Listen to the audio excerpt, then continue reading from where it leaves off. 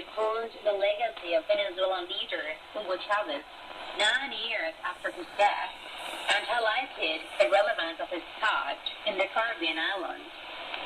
In his official Twitter account, the president recalled that the fruits of the work of the president of the South since 1999 and until his death on March 5, 2013, are the current advances of the Bolivarian Revolution. Another example of Chavez's actions is the foundation in Havana of the Bolivarian Alliance for the Peoples of our American Peoples Trade Agreement, ALBA-TCP. It has been 9 years since the best friend is gone, but his legacy remains. ALBA is reborn. The integration of America will arrive. In Cuba, Followed to the Caribbean nation's Prime Minister, Bonito MA, to the leader. Today we remember the 9th anniversary of the passage to eternity of Commander Hugo Chavez, undisputed leader of the Bolivarian Revolution, illustrious and dear friend of Cuba and Fidel Castro, his rest.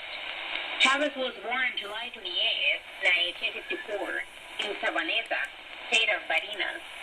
He practiced his policies on social projects in favor of the Venezuelan people, and during his presidential mandate, basic and strategic industries were nationalized for the development of the country.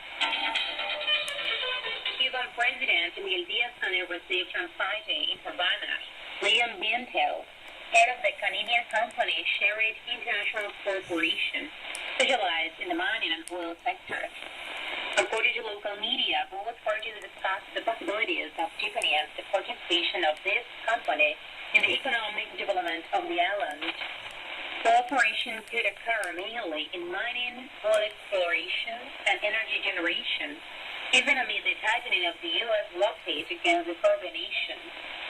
At present, the Canadian firm is in the process of renovation and expansion of its assets to take a challenge implied by the lower use of fossil fuels.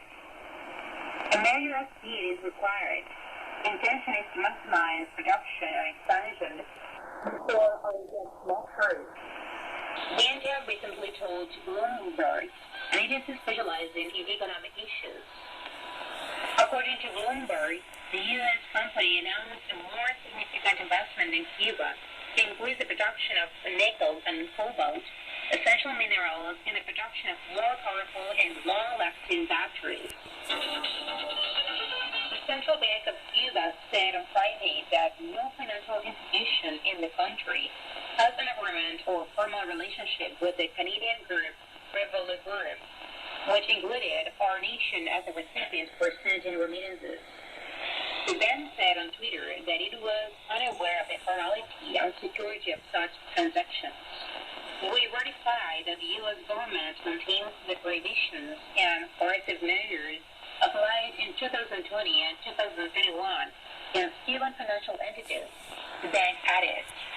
According to Revolut Group, in December last year, the U.S. State Department authorized that to process the flow of money from the United States to Cuba, and in this first quarter, they carried out the price corporations. According to the entity, without confirmation from U.S. authorities, remittances may be deposited in the four convertible currency accounts of the BANTEC, EPA, and Metropolitano banks. At the same time, transfers may be made through the Canadian company's website. In October 2020, Donald Trump's administration put an end to the relations of the Western Union Company with the Cuban financial institutions in charge of processing remittances, specifically ThinkSimex, under the false pretext that the government or the armed forces obtained part of the amount sent. And that's it for today.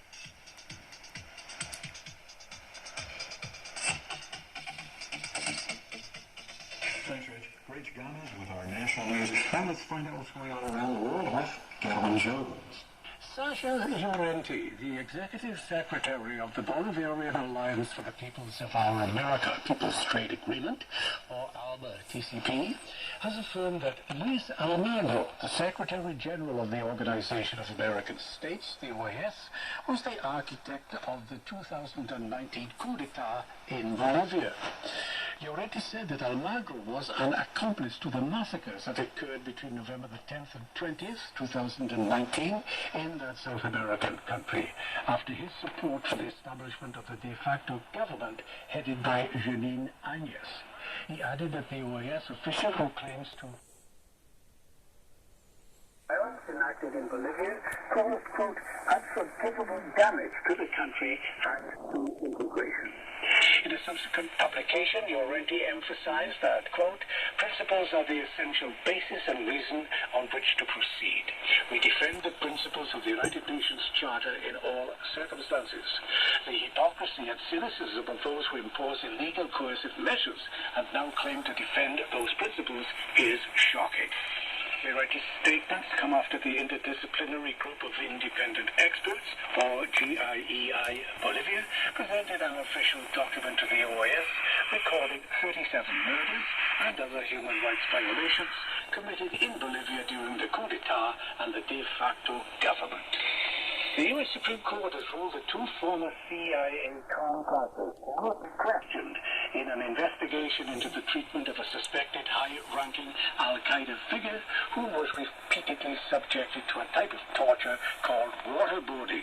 The justices ruled 6-3 that due to national security concerns, CIA contractors James Elmer Mitchell and John Bruce Jessen cannot be questioned about in a Polish probe into the treatment of Abu Zabuida.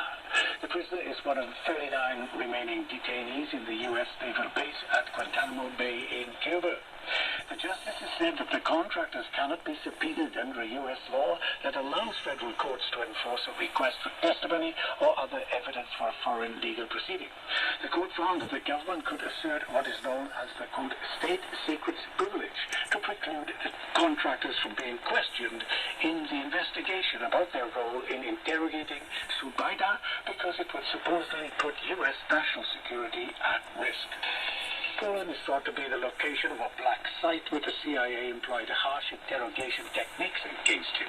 According to U.S. government documents, Zubaida lost an eye and underwent waterboarding, a form of simulated drowning, 83 times in a single month while under CIA custody.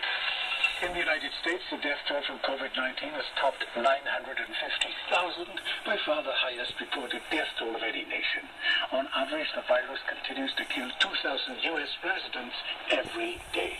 Meanwhile, new research finds a third dose of Pfizer's or Moderna's COVID-19 vaccine dramatically increases protection against mild illness from the Omicron coronavirus.